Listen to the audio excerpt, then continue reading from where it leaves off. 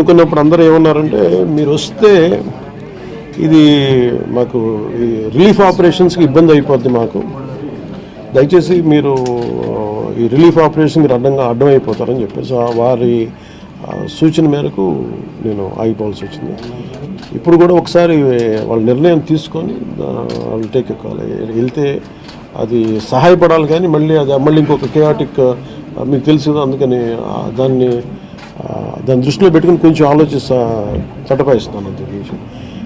లేదు కొంచెం ఇబ్బంది లేదంటే ముందు మెయిన్ అధికారులు పాపం గత 72 గంటల నుంచి వాళ్ళు నలిగిపోతాను నిద్రాహారాలు లేకుండా. సో వాళ్ళని దృష్టిలో పెట్టుకొని మళ్ళీ నేను వెళ్ళి సహాయపడాలి కానీ మళ్ళీ అది అదనపు బరువు అయితే మళ్ళీ ఆ రెస్క్యూ ఆపరేషన్స్ ఇబ్బంది కలగకూడదని చెప్పి నేను దాన్ని దృష్టిలో పెట్టుకొని నేను స్వయంగా నేను పర్యవేక్షిస్తాను.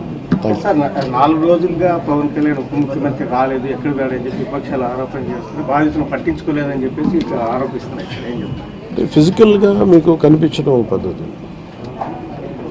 అంటే వాళ్ళు ఏమనుకుంటారు, నేను బోట్ వేసుకొని రెస్క్యూ చేయడం కుదరదు కదా, ఆ బాధ్యతలు లేకుండా ఎందుకంటే అది ఏంటంటే అనాలి కాబట్టి అంటే తప్ప ఎంటైర్ మీరు చూస్తే మా పిఆర్ మెషినరీ, మన పిఆర్ పంచాయతీరాజ్ మెషినరీ మొత్తం ఎంటైర్ వర్క్ చేస్తాం మా సైడ్ నుంచి.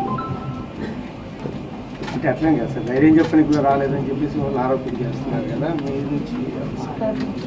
అది నేను అట్లా అనుకోవట్లేదు. అంటే ఏమైపోతుంది, ధైర్యం చెప్పడానికి వెళ్ళి ఒక్కసారి మీద పడ్డారు అనుకోండి, పరిస్థితులు ఎలా ఉంటాయంటే ఇప్పుడు నేను మొన్న పింఛన్ ర్యాంప్ దీనికి వెళ్ళాను. నేను వెళ్ళి సహాయ కార్యక్రమం అంటే నేను ఒక ప్రత్యేకమైన పరిస్థితిలో ఉన్నాను, అది మీరు అర్థం చేసుకోవాలి. ఇప్పుడు నేను వెళ్ళి కూర్చుంటే వెళ్ళిపోవద్దని రెస్క్యూ ఆపరేషన్స్కి ఇబ్బంది కలగకూడదన్న ఒకటే నన్ను ఆ సూచన ఒకటి నన్ను ఆపేదాను, అంతమించి వేరే అవ్వలేదు.